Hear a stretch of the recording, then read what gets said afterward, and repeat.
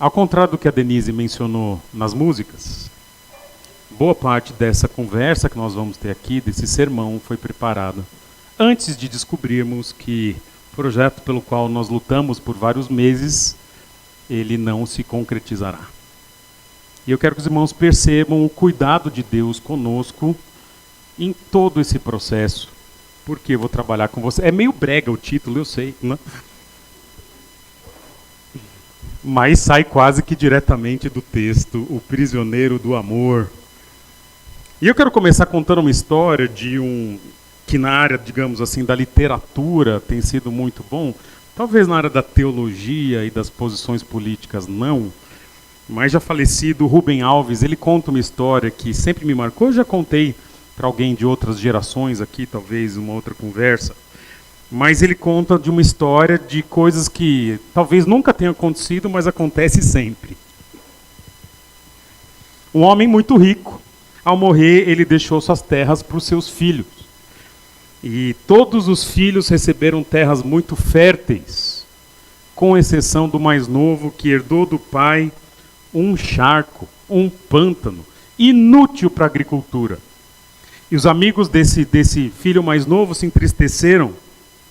E quando visitaram esse menino, falaram: nossa, que injustiça.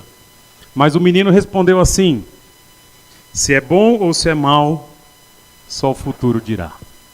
No ano seguinte, uma seca terrível se abateu sobre o país. As terras dos seus irmãos, então, foram devastadas pela seca.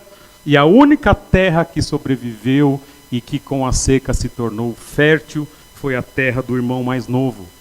E ele teve ali uma terra que era para ser um charco, se transformou num oásis, e ele ficou extremamente rico, e ficou tão rico que ele comprou um cavalo lindo e branco. Não é? E seus amigos então se organizaram e viram o que tinha acontecido, fizeram uma festa e disseram: olha que demais o que aconteceu, como você é abençoado. E eis que o menino respondeu: se é bom ou se é mal, o futuro dirá. No dia seguinte, o cavalo tão bonito que ele tinha comprado fugiu e se perdeu, e todo aquele investimento que ele fez, aqueles milhões naquele cavalo branco se foram. Os seus amigos souberam, foram lhe visitar e falaram: que tragédia, você perdeu tudo com o seu cavalo. Ao qual o menino respondeu: se é bom ou se é mal, só o futuro dirá. Passados alguns dias, eis que volta o cavalo branco e traz consigo 10 cavalos selvagens. E vieram os amigos então para celebrar agora não só a volta do cavalo, como essa nova, digamos, aquisição que esse menino teve. E, parabéns, que legal, como você é abençoado. E eis que o menino respondeu: se é bom ou se é mal, só o futuro dirá. E eis que saindo então o menino para cavalgar com um dos cavalos selvagens que vieram junto com o cavalo branco, o menino foi e de repente o cavalo que era selvagem ricocheteou e jogou o menino no chão e ele quebrou a perna. E os amigos falaram: ai, que ruim. E eis que o menino respondeu: se é bom ou se é mal, só o futuro dirá. Tempos depois, então o menino com a perna quebrada, o reino entrou numa guerra e convocaram todos os jovens. E porque ele estava com a perna quebrada, ele não foi para a guerra. E o que foi dito? Se é bom ou se é mal, o futuro dirá. Essa breve história ilustra o quanto que nós que cremos que Deus realiza todas as coisas boas de acordo com o seu propósito. Ele diz lá em Romanos 8:28, sabemos que Deus age em todas as coisas para o bem daqueles que o amam, dos que foram chamados de acordo com o seu propósito. Essa história ilustra o quanto que nós deveríamos ou ficar abalados pelas circunstâncias difíceis, ou o quanto deveríamos ficar felizes pelas circunstâncias favoráveis. E a resposta é muito pouco. Nem quando tudo dá certo eu deveria ficar radiante demais. E nem quando tudo dá errado eu deveria ficar triste demais. Aliás, jogando tênis com meu filho, aí eu comecei um dia, a perder, e terminado o tênis ele disse assim: papai, você já percebeu que quando você faz um ponto bonito você fica muito feliz? mas quando você perde uma bola, você fica muito triste. Eu falei, eu nunca tinha percebido isso. Isso explica muita coisa. Irmão, circunstâncias são circunstâncias. Nem sempre elas parecem boas e são boas. E nem sempre quando elas parecem ruins, elas são ruins. O que nós cremos é que em tudo que acontece na nossa vida há um propósito. E eu quero trabalhar com vocês justamente um texto em que as circunstâncias aparentemente são muito ruins. Muito piores do que essas da historinha que eu contei para vocês. E a avaliação do apóstolo, a que está passando pelas circunstâncias, prisioneiro do amor, são uma avaliação muito diferente do que eu e você teríamos se estivéssemos nas mesmas circunstâncias. Porque a avaliação do que acontece na nossa vida não é a partir daquilo que nós estamos vendo, mas a partir de uma interpretação teológica das circunstâncias. Abra comigo então o texto de Efésios capítulo 3, versículos 1 a 7. E eu vou trabalhar com vocês frases que Paulo vai repetir para si mesmo. Frases de Paulo sobre ele, para que ele se lembre de como interpretar os fatos. Então, Efésios capítulo 3, versículos 1 a 7, estamos estudando a carta de Paulo aos Efésios, uma carta muito rica em vários aspectos. E ainda estamos na parte teológica da carta, terminando a parte teológica, terminando o capítulo 3, venho já para a parte prática, já estamos quase na metade do livro. E Efésios capítulo 3, versículos 1 a 7, diz assim: por essa razão eu, Paulo, prisioneiro de Cristo Jesus, por amor de vocês, gentios. Certamente vocês ouviram falar da responsabilidade imposta a mim em favor de vocês pela graça de Deus. Isto é, o mistério que me foi dado a conhecer por revelação, como já lhes escrevi brevemente. Ao lerem isso, vocês poderão entender a minha compreensão do mistério de Cristo. E esse mistério não foi dado a conhecer aos homens de outras gerações, mas agora foi revelado pelo Espírito aos santos apóstolos e profetas de Deus, a saber que, mediante o Evangelho, os gentios são co-herdeiros com Israel, membros do mesmo corpo e co-participantes da promessa em Cristo Jesus.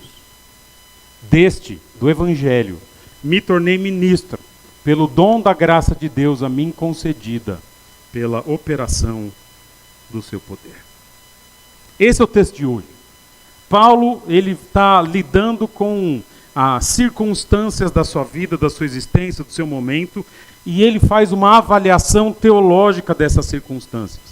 E me parece que Paulo, ao fazer uma avaliação teológica, ele não vai escrever agora só sobre coisas de fora, vai um pouco, mas provavelmente Paulo está escrevendo coisas de que ele precisa se lembrar. Tem circunstâncias aqui que a interpretação normal seria diferente da que Paulo está dando, e Paulo está escrevendo porque ele mesmo precisa se lembrar. Vocês já tem situações, eu e você passamos, em que a gente fica repetindo quase que um mantra diante do espelho. Isso não é assim, isso tem que ser assado, tal, porque são coisas que a gente custa a crer. E me parece que Paulo está escrevendo coisas aqui, afirmações importantes, para que ele se lembre e para que os efésios saibam que ele se lembra. E qual que é a primeira afirmação que Paulo faz? Para que ele sempre se lembre. E ele escreve, eita, sumiu o negócio lá. Sou prisioneiro de Cristo. Diz o texto, sumiu os amarelinhos, né, Arthur? Tudo bem, faz parte. E a culpa é minha, tá? Eu sei. Sou prisioneiro de Cristo. Olha como o texto começa. Por essa razão, eu, Paulo, prisioneiro de Cristo Jesus. Primeira afirmação que Paulo precisa lembrar é que ele é prisioneiro, mas é prisioneiro de quem? De Cristo Jesus. Paulo escreve essa carta aos Efésios, estando preso em Roma, na sua chamada, provavelmente a sua chamada primeira prisão em Roma. Não é aquela prisão da foto que eu trouxe para vocês, aquela prisão é a segunda prisão de Roma, mas para vocês terem uma ideia de que pessoas ficavam presas. No caso da primeira prisão de Paulo em Roma, é uma prisão domiciliar, mas a qual ele ficava acorrentado a um soldado. E ele está preso justamente porque ele foi acusado de ter introduzido um não-judeu no templo de Israel, lá de Jerusalém, na parte que é reservada aos judeus. Essa é a acusação, uma acusação falsa. Inclusive, o rapaz que estava com ele era um efésio chamado Trófimo. Mas ele é levado, então, naquele processo que nós estudamos em Atos, ele é levado para Cesareia, depois fica 2 anos preso, depois naufraga, chega a Roma, e ele está preso, especialmente porque ele apelou a César. Só que quando ele se define, é interessante, veja, ele podia dizer assim: eu sou preso do Império Romano. E de fato, havia todo um aparato burocrático, centurião, corrente, soldado. Paulo podia ter dito: eu sou preso dos judeus. Sim, de fato, são os judeus que estão acusando Paulo. Mas observa como não são as circunstâncias. Quando Paulo faz uma leitura de quem causa a sua prisão, ele diz: eu sou prisioneiro de Cristo Jesus. Isso é uma noção de absoluta soberania. Sim, tem imperador, tem judeu, tem um monte de situação acontecendo, mas nenhuma dessas circunstâncias são a causa primária da minha prisão. Eu estou preso porque Jesus assim o quer. A ideia de que há um Deus soberano sobre a terra e que ele controla tudo, ele controla o imperador. E ainda que o imperador não quisesse, se Deus quiser, Deus muda o imperador.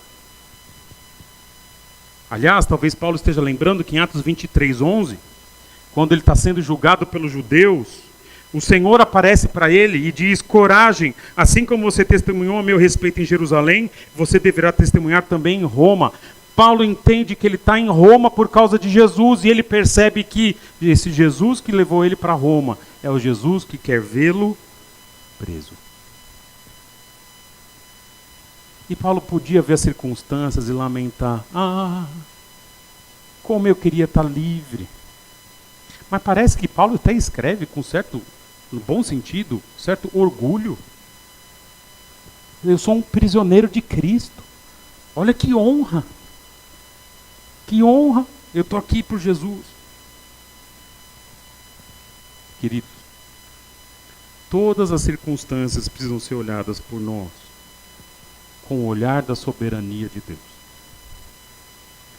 Porque se Deus quisesse, Ele podia fazer diferente. Se Deus quisesse, Ele podia mudar a minha história e a sua história assim, ó. Ele podia ter te dado uma família diferente.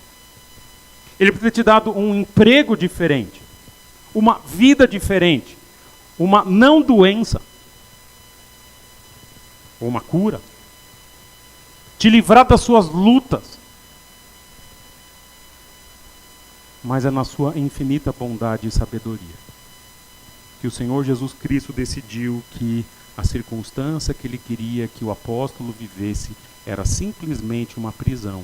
E esse mesmo Jesus, Ele quis que a minha e a sua circunstância hoje fosse exatamente essa que eu e você estamos passando, com exceção dos nossos pecados, dos quais nós não somos reféns. Eu posso olhar para a murmuração típica do povo do deserto: ai, que deserto ruim. Ou eu posso olhar: Senhor, obrigado, porque eu não sou mais escravo. E Paulo está preso, a prisão dele tem endereço, tem corrente, tem algema. Está preso porque Jesus assim o quis. E ele sabe: eu estou preso porque Jesus é Deus e eu não sou. Porque Jesus sabe o melhor, eu não sei. Eu sou um prisioneiro de Cristo Jesus. E talvez ele escreva isso para que quando ele está com aquela corrente, com aquela algema, indo no banheiro junto com um soldado, ele se lembre: eu não estou aqui por causa de Roma, eu estou aqui por causa de Cristo Jesus. Só que aquilo que é uma prisão externa, Paulo fala assim: eu estou preso. Mas ele menciona um elemento que não é uma prisão externa, que é pior. E que eu estou chamando aqui no texto de uma prisão interna. quando ele diz: por essa razão eu, Paulo, prisioneiro de Cristo Jesus, só que ele complementa: por amor de vocês, gentios. Sim, há uma prisão externa que Jesus levou Paulo, só que Paulo reconhece que as motivações da prisão não são apenas as questões externas, ainda que seja a própria soberania de Jesus. Paulo se sente agora um prisioneiro do amor. E de onde veio o título do nosso sermão. Eu estou preso por amor de vocês, gentios. Paulo, ele tinha sido um judeu zeloso que perseguia a igreja, perseguia os cristãos, mas no momento que ele se converte, em Atos capítulo 9, é dito ali, quando Ananias, que é o homem que vai receber Paulo, é dito: o Paulo se converteu, vai lá orar por ele que ele está cego. Ananias fala: peraí, Senhor, acho que o senhor não está ligado, né? Quem é Paulo? Deixa eu só explicar para o senhor quem é. Ele explica, Deus fala: não. Atos 9,15 diz assim: mas o Senhor disse a Ananias: vá, este homem é meu instrumento escolhido para levar o meu nome perante gentios e seus reis, e perante o povo de Israel. Desde o primeiro momento, Paulo está agora vinculado no seu ministério aos gentios. O Paulo que queria salvar o judaísmo, o Paulo que era fariseu de fariseus, agora o ministério de Paulo, judeu, você sabe, não gosta de gentil, já conversei sobre isso aqui nos outros sermões. Judeu não se dava com gentil, considerava gentil como animal. E Deus agora pega o fariseu, o rabi, o mestre, e tá com o rabino, e está colocando agora o seu ministério é justamente com aquela gentalha. E Paulo não entende isso apenas como uma tarefa. Em algum momento, o que era tarefa se torna objeto das suas afeições. E ele diz: eu agora sou prisioneiro de Cristo, mas eu sou prisioneiro de vocês. Naquele filme erudito, extremamente culto, chamado Monstros S.A. Há o episódio daquela garotinha chamada Boo, em que o grandão lá, o monstrão, é uma animação, um desenho, se você nunca assistiu, talvez é a minha favorita, um dos que eu mais gosto das animações. E aí o grandão chega e fala assim: ô Bu! E aí aquele verdinho lá, o Wazowski, fala: não dá nome! Quando você dá nome, você se afeiçoa. Paulo colocou nome nos gentios. Já era. O coração dele está preso agora. A prisão não é só exterior. Ele não consegue mais sair desse ministério. E a prisão do coração, turma, ela é pior do que as algemas. Quando Deus coloca no nosso coração o amor por um povo, você não tira mais. As prisões externas passam. As prisões do coração, elas ficam. E Paulo não se importa mais nem como ele está. Ele se importa de que o ministério dele seja realizado entre o povo para quem ele chamou. E agora não mais porque ele recebeu uma tarefa, mas porque ele ama. Como que faz para tirar o amor do coração? Vocês sabem que tivemos um ministério tão curto na África. E o que faz agora que a gente foi e o coração ficou lá e está aqui? E agora, no meu caso, é pior, né? Às vezes eu recebo sondagem para ir para outras igrejas. Nunca me falaram de salário. Eu acho que seria maior. Igrejas maiores. Mas não dá mais. Esse negócio de terreno. Eu tenho um projeto de igreja desenhado. Eu vou mostrar para vocês. Projeto lindo. Lindo, lindo. Desenhado aqui. Esse é o projeto. Não é terra. Não é parede. O projeto é gente. É isso que é igreja. Igreja é uma prisão, com todo respeito. Nós estamos vendo nossos filhos crescer aqui. A gente começa a ter muita intimidade, os irmãos estão até zoando demais, ficam me imitando na igreja.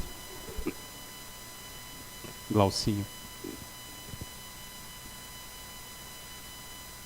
Eu entendo o apóstolo Paulo. Igreja é um projeto de um vínculo. O povo com quem a gente trabalha, para quem Deus chama a gente para trabalhar, é uma prisão. Porque você não sai mais. Sou membro dessa igreja há 17, 18 anos agora. E agora? O que eu faço? Estou com o coração na África, o coração na igreja, eu acabei ficando, eu não consigo sair. E eu acho que a maioria de vocês também não. E Paulo reconhece que no caso dele, a prisão é com gentios, é uma prisão exterior e uma prisão interior. E ele precisa lembrar que naqueles momentos de prisão, e depois ele vai para aquele cárcere, que eu mostrei na foto no começo para vocês, um lugar sombrio e horrível, ele tem que lembrar que, sim, eu estou preso por Jesus.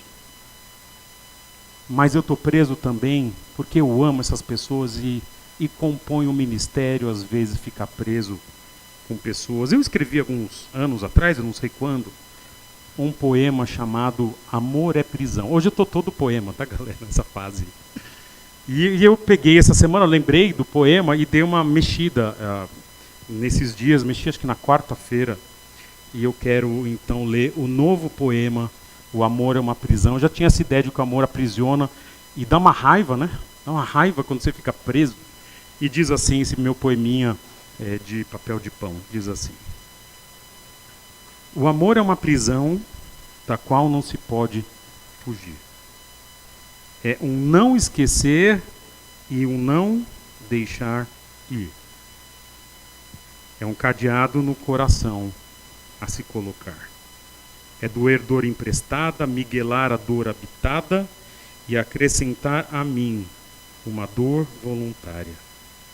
É sorrir com lábios próprios, mas da vitória de uma outra mão. É trazer para si mesmo a experiência não vivida. Colocar nos meus ombros um fardo que não é meu. Tornar-se ameis quem sequer tem irmão. É não deixar para lá, pior, é trazer para cá e colocar o outro dentro. E não deixar o de dentro nunca sair. E algemado caminhar a dois, aqui e acolá. É amarrar-se com as cordas invisíveis, mas inquebráveis, sofrendo o que nunca se mereceu, e celebrar o que nunca o próprio se conquistou. Tornar amargo o doce palatável. E ele termina assim: um homem tolo, um dia foi livre para amar, mas ingênuo, perdeu do amor a porção dobrada, e de repente do nada se prendeu, e não consegue mais desamar a amada.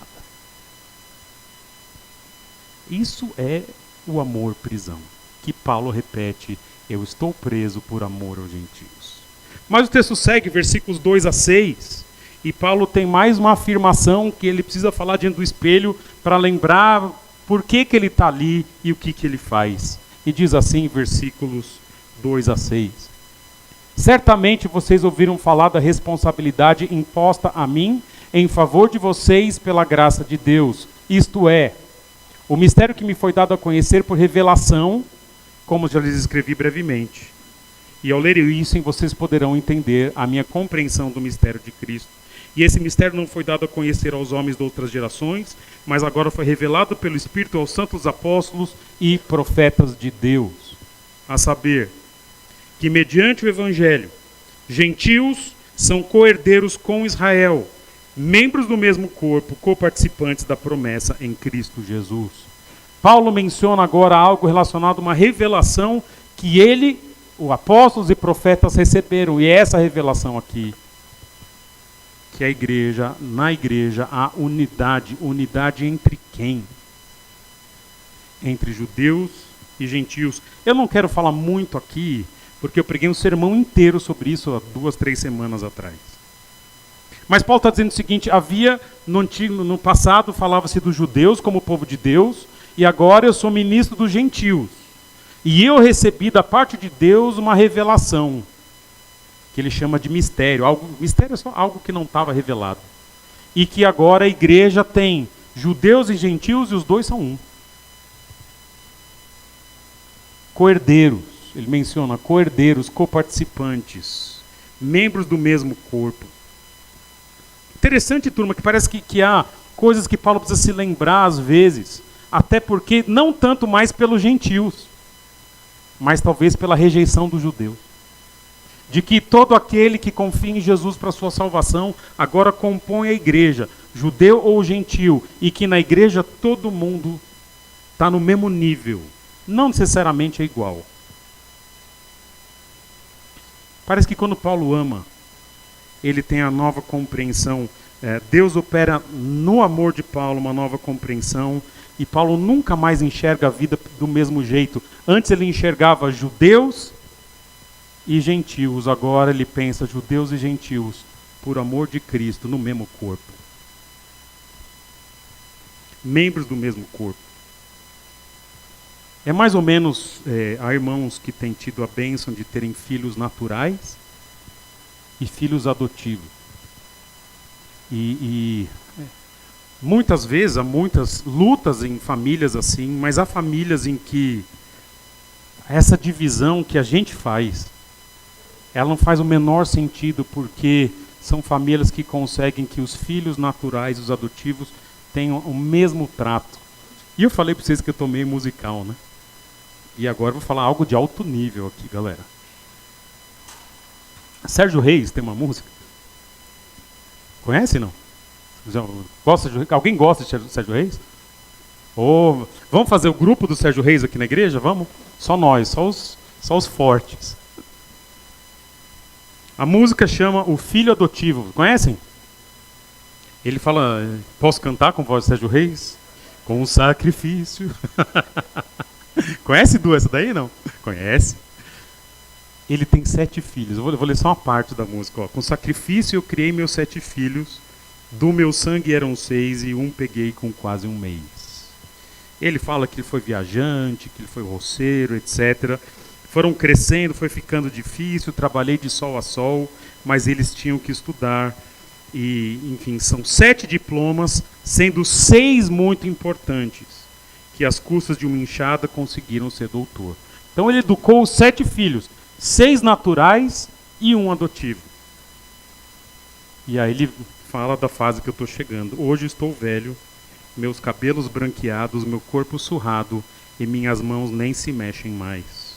Fala que usa bengala e tudo mais. Passou o tempo, eu fiquei muito doente, hoje vivo num asilo e só um filho vem me ver. Este meu filho, coitadinho, muito honesto, vive apenas do trabalho que arranjou para viver. Mas Deus é grande, vai ouvir as minhas preces, esse meu filho querido vai vencer, eu sei que vai.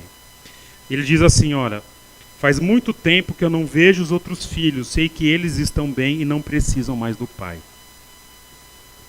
Um belo dia, me sentindo abandonado, ouvi uma voz bem do meu lado, pai, eu vim te buscar, arrume as malas, vem comigo, pois venci, comprei casa e tenho esposa e o seu neto vai chegar. E de alegria eu chorei e olhei para o céu. Obrigado, meu Senhor, a recompensa já chegou. Meu Deus, proteja os meus 6 filhos queridos. Mas foi o meu filho adotivo que a este velho amparou. Os gentios são o filho adotivo. Mas a igreja hoje é a igreja dos filhos que ouviram a voz do Pai. E Paulo percebe isso. Judeu. Ele fala, é lindo ver um judeu salvo. Nós, nessa semana, na reunião do conselho que nós tivemos, nós pegamos carona com o Cassiano. E na volta o Cassiano tem aquele carro que chega de 0 a 100 em 3 segundos. Né? E aí, Ives, o que você achou da experiência? Eu e o Ives no carro, ele parou naquele retão ali, que vai para a Palavra da Vida, aquela avenida nova ali, viram? Sabe? E nós fizemos aquela avenida em meio segundo. Nós saímos da reunião 9h30, na avenida eram 9h29.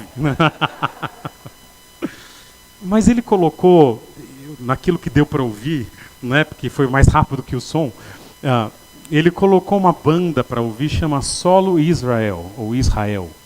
Solo Israel. É uma banda de judeus messiânicos.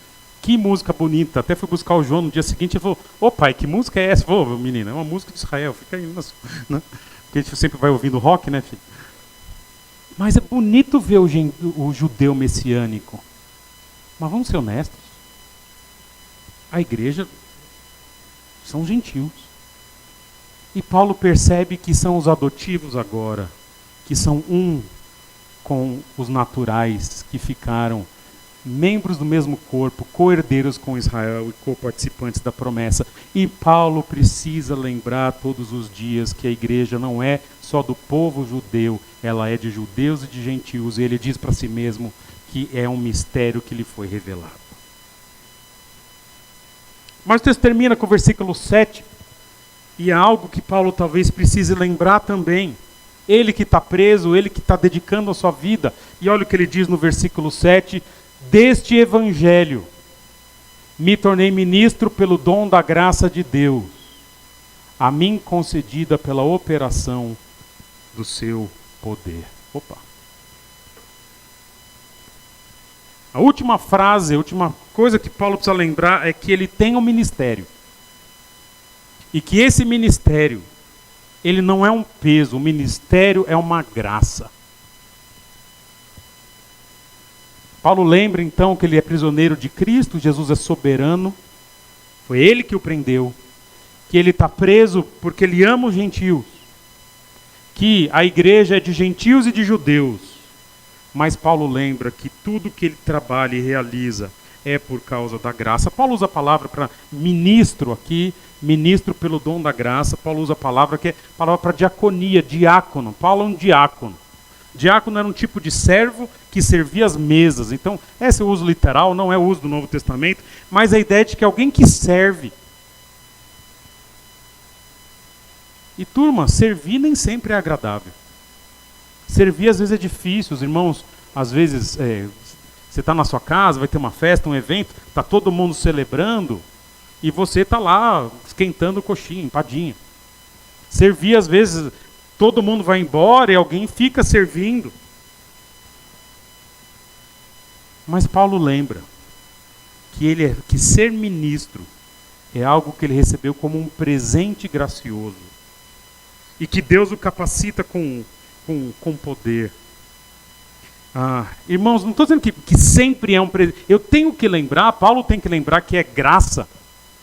Porque nem sempre parece ser uma graça. Há momentos de peso no ministério. Há momentos de fardos. Há muito choro envolvido.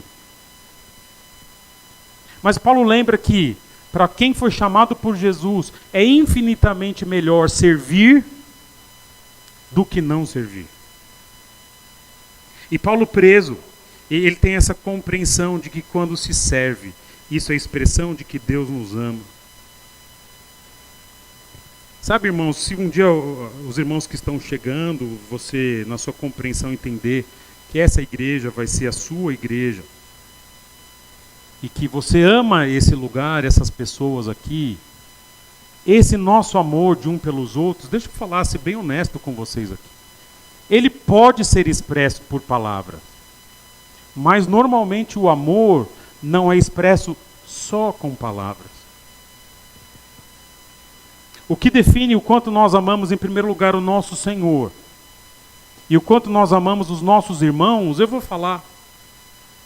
Não são as lágrimas que a gente derrama, e eventualmente derrama certas músicas, uma delas hoje, Denise, chorei bastante aqui, é que eu choro meio acanhadamente, e tento que as pessoas não percebam. Mas o amor de Deus não é manifesto o quanto a gente chora. O amor de Deus não é manifesto o quanto que a gente fala que ama. O amor que nós temos por Deus e pelas pessoas é manifesto no quanto a gente serve. Eu sempre conto essa história, contei na ordenação do Cassiano, que quando Jesus chega para Pedro, na restauração de Pedro, que não é um Judas, é alguém restaurado, Jesus diz, Pedro, tu me amas, João capítulo 21. E aí Pedro fala, sim, eu te amo. O que Jesus responde? Canta bonito. Apacenta as minhas ovelhas. O amor, ele exige o cuidado com o próximo, um serviço. E Pedro E Jesus tem essa ilustração, essa conversa, e por 3 vezes a resposta é: tu sabes que eu te amo. Ah, é? Você me ama, então o que você faz? Apacenta as minhas ovelhas. O ministério que nós recebemos prova o nosso amor um pelos outros e pelo Senhor, quando a gente cuida, mais ou menos aquela história daqueles 2 irmãos, que tem um pai, e quando a gente, sabe, sempre tem aquele filho que é mais próximo do pai, sabe? Aquele festeiro, aquele que, pai, vamos no churrasco, mas sabe uma coisa, né? Pais envelhecem, não envelhecem? E às vezes no fim da vida, essa historinha que eu preparei aqui, né?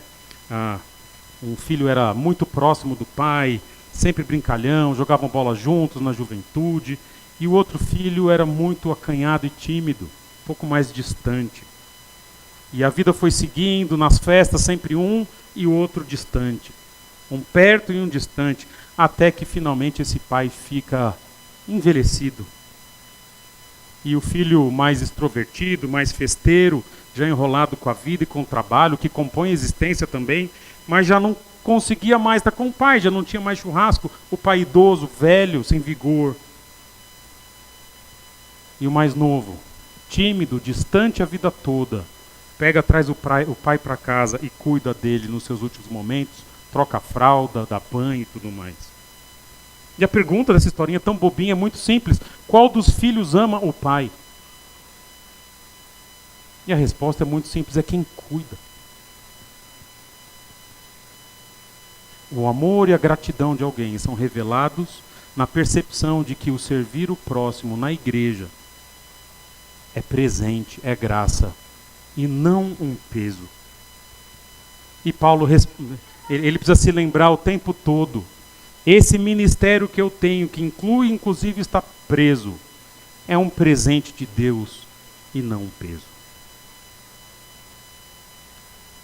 E eu quero terminar fazendo uma aplicação. São essas as ideias, as frases que talvez o apóstolo fale sobre si mesmo, mas certamente para si mesmo.